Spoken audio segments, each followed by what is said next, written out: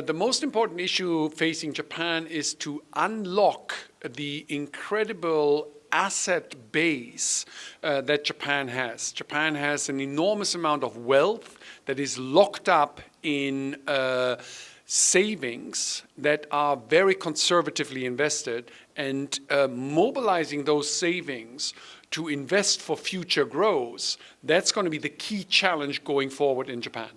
It's a great time to be optimistic on Japan because Japan is unbelievably rich, and rich where it matters, and that is intellectual property. If you look at research and development spending as a share in national income, Japan is right up there at the very top of the world. If you look at patent registrations, you find that Japan's companies are very, very innovative, and that the breadth of the innovation is very large, whether it is robotics, regenerative medicine, the very frontier, or whether it is new technologies for tires. You find that Japan's breadth of innovation potential of intellectual property is unbelievably rich. And the great news is that now that Japan has political stability, you will see that this innovation potential will actually be commercialized. Because I think it's correct that over the last 20 years, Japan was very innovative, but was very bad at commercializing that innovation. And one of the reasons is because there was this regime uncertainty, because every 12 or 15 months, there was a new political leader. Now that you've got stable government in Japan,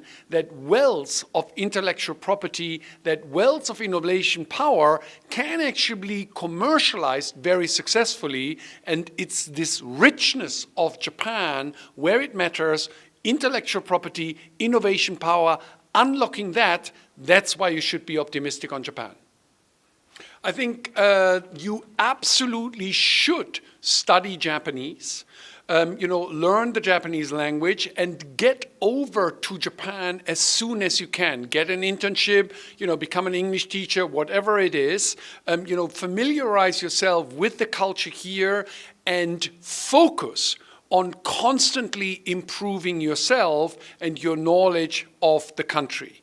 The second point is the Japanese are craftsmen. They value perfection. They value somebody who is not giving up on what it is that they want to pursue. So hone your expertise in what you are good at. And no matter how small it is, even a waitress in Japan can have a very high social standing, because if you are honest and true to your heart and trying to perfect what it is that you're trying to do, the Japanese will respect that. So, number one, learn the language. Number two, be in good faith and perfect constantly what it is that you're doing.